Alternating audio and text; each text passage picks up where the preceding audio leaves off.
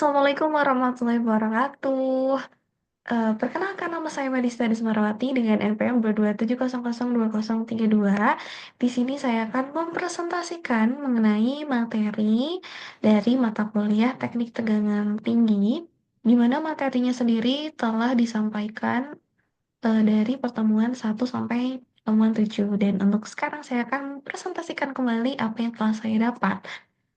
Nah, mungkin untuk video ini sendiri untuk memenuhi tugas dari mata kuliah Teknik Tegangan Tinggi. Nah, langsung saja tanpa berlama-lama kita bahas materinya. Nah, untuk teknik tegangan tinggi seperti yang bisa dilihat dari judulnya sendiri. Nah, untuk teknik tegangan tinggi itu sebenarnya artinya sendiri secara umum jika dihubungkan dengan sistem transmisi sama sistem distribusi, tegangan tinggi itu adalah tegangan yang melebihi 20 kilovolt. Tapi kalau misalnya em,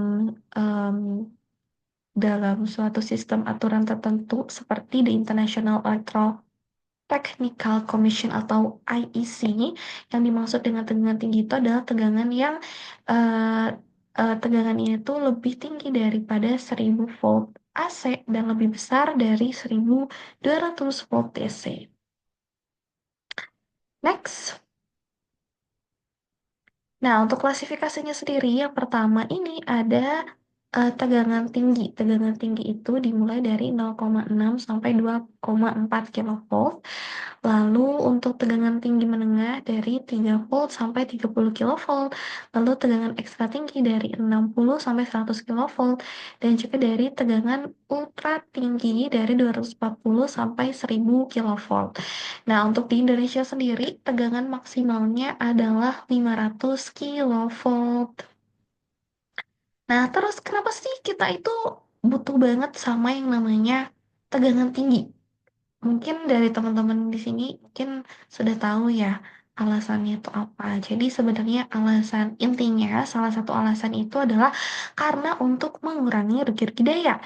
Nah, kita ketahui juga yang namanya rugi-rugi daya ini, rumusnya ini adalah P sama dengan I kuadrat dikali R gitu ya. P sama dengan I kuadrat dikali R. Di mana untuk I sendiri adalah arus dan R sendiri adalah resistansi. Nah, dalam penghantaran atau transmisi ataupun distribusi tegangan atau arus dari satu pembangkit sampai ke konsumen, tentunya di sini kita itu tidak ingin ada rugi-rugi daya yang terjadi. Jadi ingin daya yang disampaikan ataupun tegangan yang disampaikan itu tidak mengalami pengurangan, jadi tetap sama gitu ya. Nah, di sini dari I kuadrat dan R, arus dan juga resistansi yang bisa dikendalikan itu adalah arusnya. Kenapa? Karena resistansi sendiri itu diibaratkan adalah gangguan atau hambatan dalam kabel di tegangan tinggi. Nah, untuk gangguan sendiri kan tentunya kita tidak bisa diprediksi atau stokastik gitu, tidak bisa diprediksi sehingga yang bisa kita atur-atur adalah I-nya. Nah, untuk memperkecil nilai I supaya P-nya semakin kecil tentunya adalah dengan memperbesar tegangannya. Kita membahas tentang kegagalan isolasi. Jadi kalau kegagalan isolasi sendiri itu terjadi apabila si isolatornya atau isolasinya itu tidak bisa atau tidak mampu menahan tegangan listrik yang melaluinya. Nah, terus tegangan isolasi sendiri itu bisa disebabkan karena yang pertama, isolasi yang digunakannya itu bisa sudah digunakan dalam jangka waktu yang cukup lama gitu. Karena kan yang namanya suatu peralatan juga perlu ada reparasi atau penggantian gitu atau pemeliharaannya juga dalam jangka waktu tertentu. Terus kalau misalnya selain itu, ada yang dinamakan kerusakan mekanis. Nah, kerusakan mekanisnya itu bisa karena pada saat dalam perjalanan barangnya itu tidak dibawa dengan baik atau terkena terkena hal-hal yang tidak diinginkan, bisa merusak dari kemampuan isolasinya. Terus selain itu juga berkurangnya di elektrik karena kemampuan overvoltage-nya itu berlebih. Mungkin dari si isolasi tersebut itu tuh sudah digunakan dalam jangka waktu yang tidak lama, tapi ternyata tegangannya itu terlalu berlebih, tidak sesuai dengan prosedur yang harus digunakan gitu kan. Karena setiap kabel itu punya kriteria tegangannya sendiri. Nah, seperti itu ya. Nah, selanjutnya,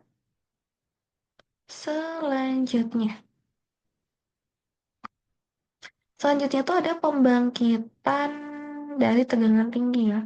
Pembangkitan tegangan itu ada tegangan AC, tegangan DC, dan juga tegangan impuls. Nah, kalau tegangan AC itu kita bisa menggunakan tiga macam, yakni menggunakan trafo uji cascade, bisa menggunakan trafo uji single, atau menggunakan Tesla trafo. Nah, untuk trafo uji kaskade ini tuh membangkitkan tegangan tinggi AC itu sorry dari AC yang relatif kecil hanya bisa 100 sampai 200 kilovolt saja. Di mana untuk bagian-bagiannya sendiri itu terdiri dari trafo satu, trafo 2, dan juga penghubung seri. Nah, terus untuk trafo uji single bedanya sama yang kaskade. Kalau kaskade tuh dia bertingkat-tingkat gitu. Dia bertingkat-tingkat, sedangkan kalau trafo uji single dia itu hanya satu saja. Nah, kalau travoji single ini adalah transformator yang digunakan untuk menghasilkan tegangan tinggi dari satu transformator tunggal. Kalau travoji kaskade dia kan ada dua trafo nih. Kalau misalnya trafo satu sudah ada hasilnya, dialirkan ke trafo 2, setelah itu akan dikeluarkan lagi dalam bentuk tegangan yang lebih besar atau tegangan yang lebih kecil. Nah, sedangkan untuk Tesla Trafo di sini dia itu berkaitan dengan resonansi ya. Jadi berkaitan dengan resonansi dan untuk pembuatan Tesla Trafo sesuai dengan namanya dibuat oleh Nikola Tesla. Nah, untuk pembangkitan tegangan DC itu bisa menggunakan trafo penyiarah semikonduktor dan trafo penyiarah tabung. Kalau trafo penyiarah semikonduktor itu mengubah AC menjadi DC, bisa menaikkan atau menurunkan tegangan, di mana dia itu menggunakan dioda untuk menyiarahkan arus dalam satu arah sehingga mengubah AC menjadi DC. Terus, sedangkan trafo penyiarah tabung tegangan AC tinggi dari travoji disearahkan menjadi tegangan DC tinggi oleh penyarah tabung, di mana penyarah tabung bertindak sebagai perangkat yang memungkinkan arus mengalir hanya dalam satu arah saja. Lalu untuk selanjutnya ada pembangkitan tegangan impuls. Tegangan impuls ini menggunakan rangkaian pembeli tegangan ya. Jadi rangkaian pembeli tegangan ini itu dia menggunakan dioda plus kapasitor. Jadi di mana ada tegangan AC dimasukkan ke dalam rangkaian pembeli tegangan, terus disearahkan oleh dioda dan nanti disimpan sama kapasitornya. Terus kombinasi dari dioda sama kapasitor ini tuh berfungsi untuk melipat gandakan tegangan. Hasilnya itu adalah tegangan DC dalam yang dilepaskan dalam bentuk percikan-percikan gitu. Di mana apabila dilepaskannya dalam bentuk percikan listrik bisa menghasilkan tegangan impuls. Nah, terus kita lanjut ke pengukuran tegangan tinggi ya. Kalau pengukuran tegangan tinggi itu kan ada istilah-istilahnya. Ada istilah-istilah tertentunya, ada yang namanya discharge, ada yang namanya flashover, ada juga yang namanya spark over dan juga breakdown ya. Jadi ada banyak nih, ada discharge, flashover, dan spark over. Sebenarnya kalau discharge itu sama ya, dia itu dalam kata lainnya itu adalah peluhan. Peluhan atau yang namanya pelepasan muatan listrik ketika tegangannya itu melebihi batas elektrik. Kalau yang namanya flashover, kalau flashover itu dia itu keluahan atau discharge pelepasan muatan listrik, tapi dalam medium padat gitu, medium padat.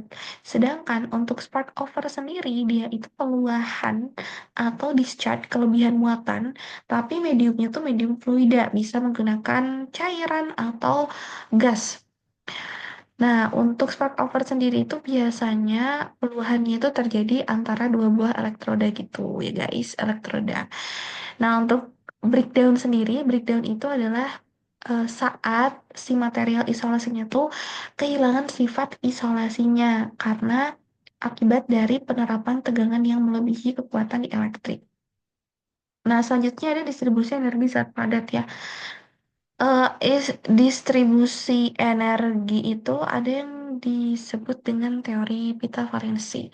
Jadi untuk masing-masing bahan seperti konduktor, isolator, atau semikonduktor itu memiliki perbedaan yang cukup signifikannya bisa dilihat juga yakni pada bagian celah terlarang.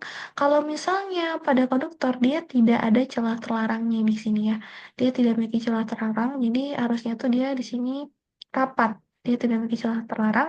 Sedangkan untuk di yang semikonduktor dia tuh memiliki celah terlarang tapi kecil ya, tapi kecil, sedangkan untuk yang isolator celah terlarangnya tuh cukup besar. Seperti itu ya.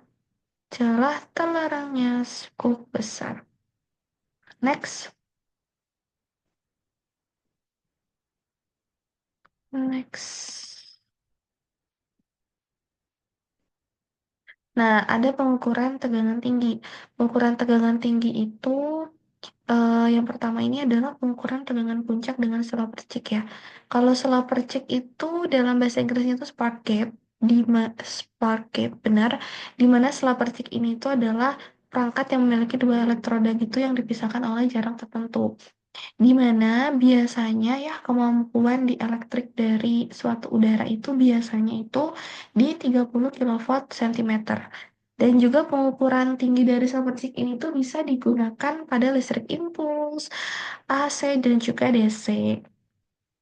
Nah, selanjutnya untuk jenis-jenisnya itu sebenarnya lebih ini sih. Ada sela percik bola, ada sela percik silinder, dan juga ada sela percik bidang. Bolanya bisa dilihatnya ada dua buah bola, ada juga dua buah silinder yang saling berhadapan. Terus ada juga dua buah bidang plan gap, di mana dia itu bidangnya bidang yang rata ya permukaannya, jadi saling berhadapan seperti ini. Ada juga untuk sela percik itu jenis-jenisnya plan gap sama silinder road gap. Jadi road gap sama plan gap itu saling berhadapan seperti ini.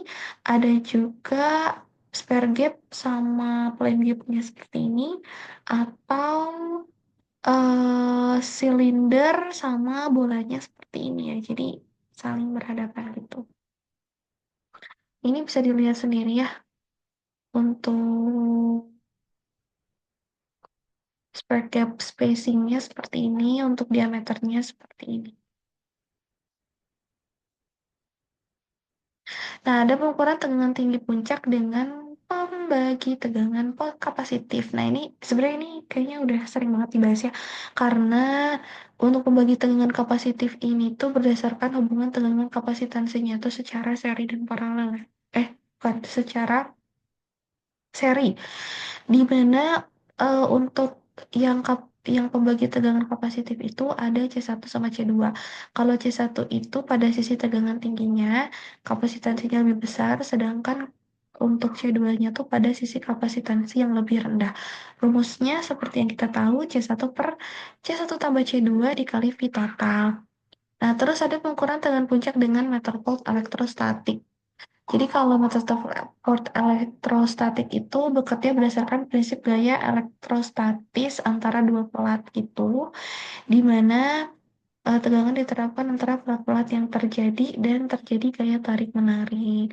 Jadi biasanya kalau kita mau ukur RMS atau root mean square itu menggunakan ini pengukuran tegangan puncak dengan meter volt.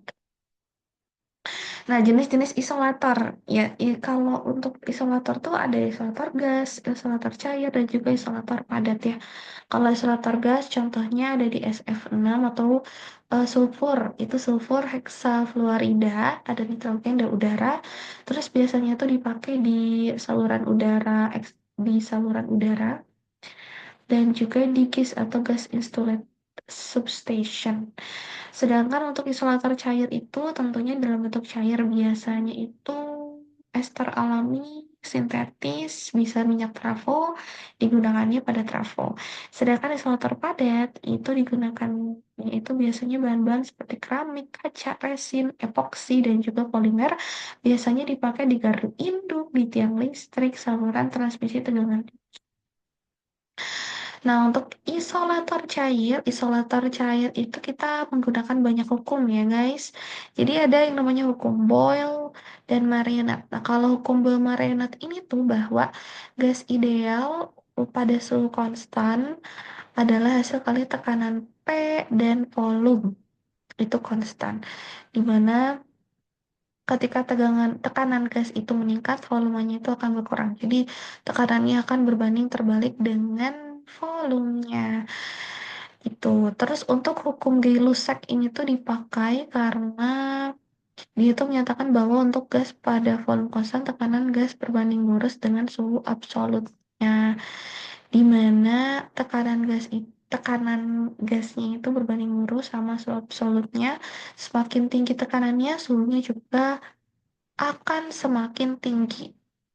Itu jika volumenya tetap konstan. Untuk rumusnya bisa dilihat juga ya, Kak. Rumusnya tuh, aduh, ya. Nah, untuk isoter ada yang namanya kondisi gas ideal ya. Kalau kondisi gas ideal itu di mana biasanya untuk partikelnya itu bergerak secara acak. Jadi partikel gasnya tuh bergerak secara acak, terus tumbukannya itu bersifat elastis sempurna. Dan terus gas yang akan mendekati perilaku ideal itu biasanya dalam tekanan yang rendah dan juga suhunya tuh tinggi. Biasanya ya, gas dalam mendekati perilaku ideal. Terus dalam kecepatan gas juga, kita itu untuk pergerakan termalnya tuh acak-acak dan juga tak beraturan. Dan juga kita biasanya menggunakan eh, eh, teori distribusi kecepatan Maxwell-Boltzmann, di mana teori yang menjelaskan kecepatan partikel gas. Nah, untuk kecepatan relatif gas itu pada suhu 273 Kelvin. Jenis, nah bisa dilihat juga ya untuk jenis gas N2, massa molekulnya 28, tegangan efektifnya 0,49, terus tegangan maksimumnya 0,45. Bisa dilihat. Nah, selanjutnya.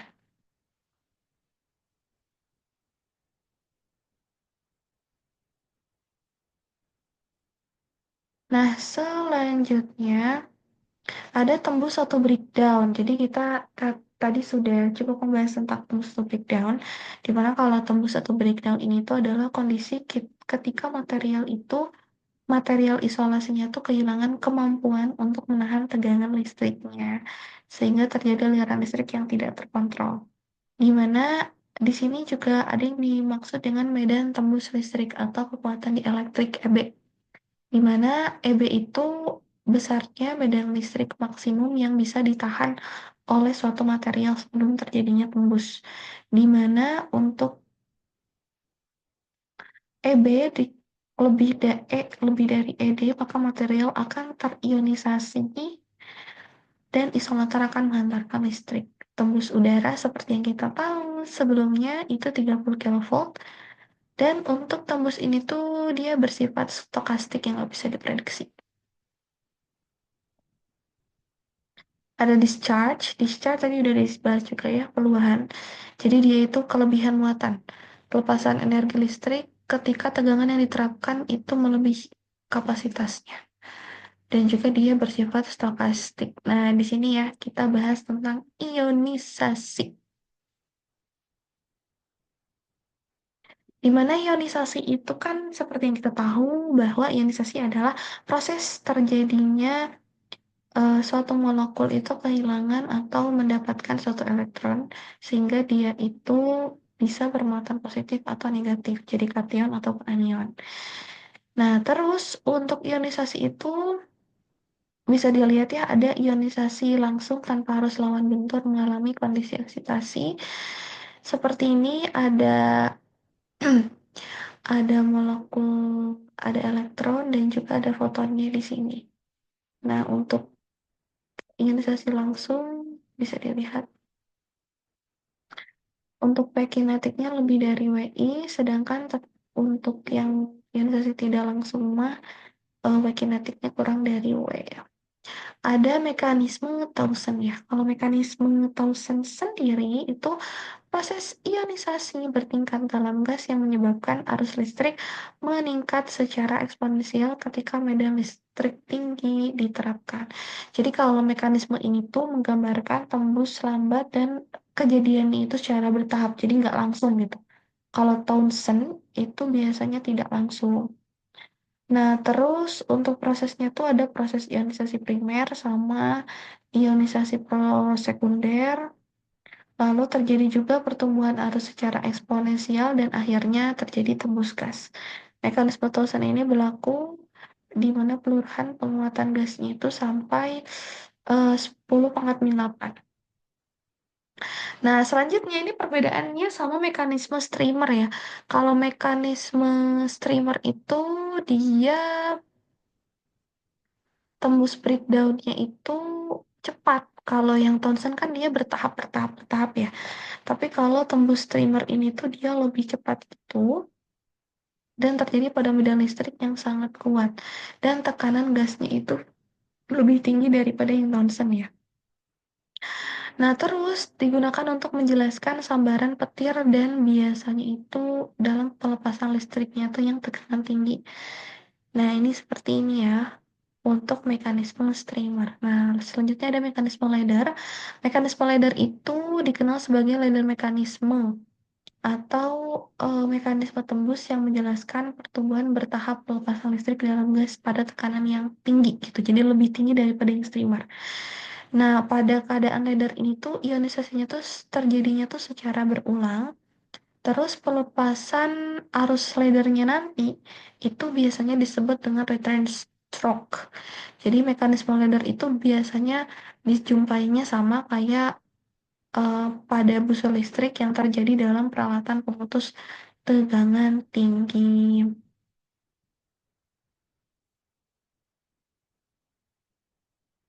Nah, untuk selanjutnya adalah tembus vakum dan padat.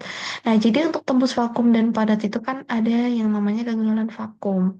Nah, kegagalan vakum ini ada yang dimaksud dengan mekanisme pertukaran partikel, di mana mekanisme ini itu di mana elektroda yang menumbuk elektroda lain dan melepaskan partikel yang berlawanan. Jadi ada suatu partikel nih dari satu elektroda, terus dia itu berpindah ke elektroda lain, sehingga elektroda lain tersebut tuh melepaskan partikel yang berlawanan.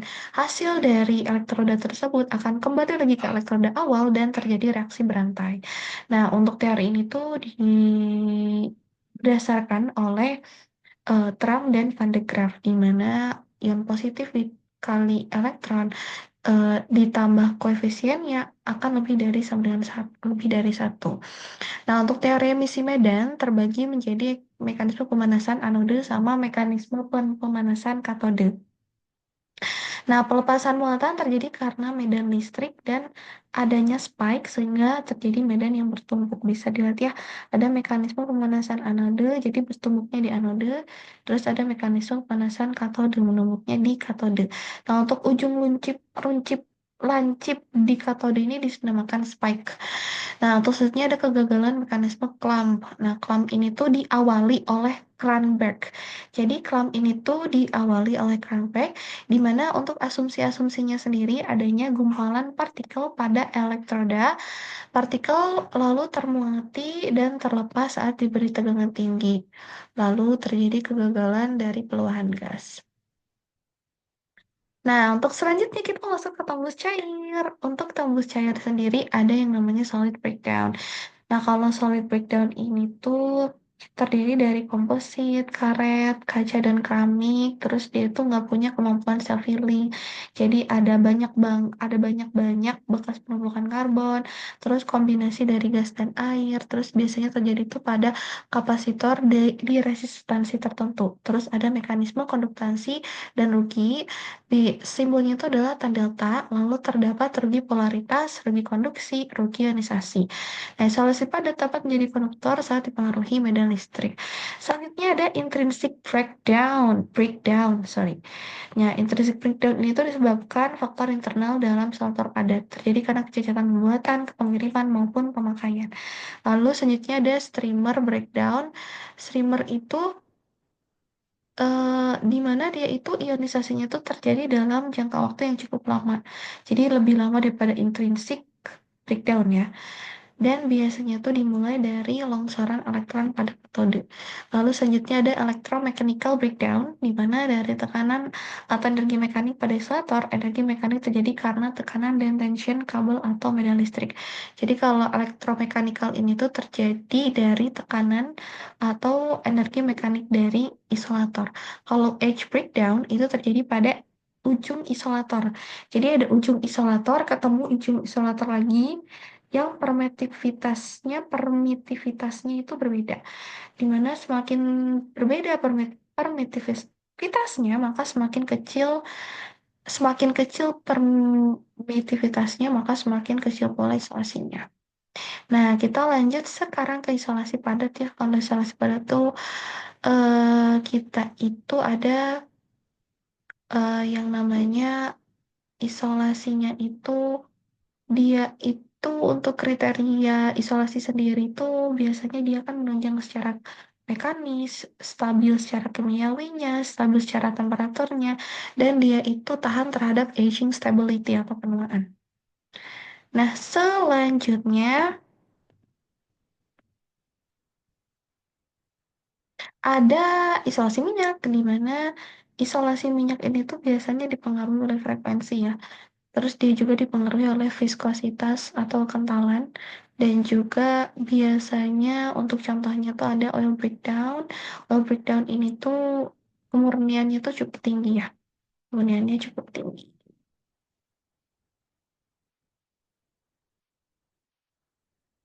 Oke, mungkin terima kasih atas perhatiannya. Sekian yang bisa saya sampaikan. Terima kasih banyak. Saya cukupkan untuk presentasi pada materi-materi kali ini. Terima kasih banyak. Wassalamualaikum warahmatullahi wabarakatuh.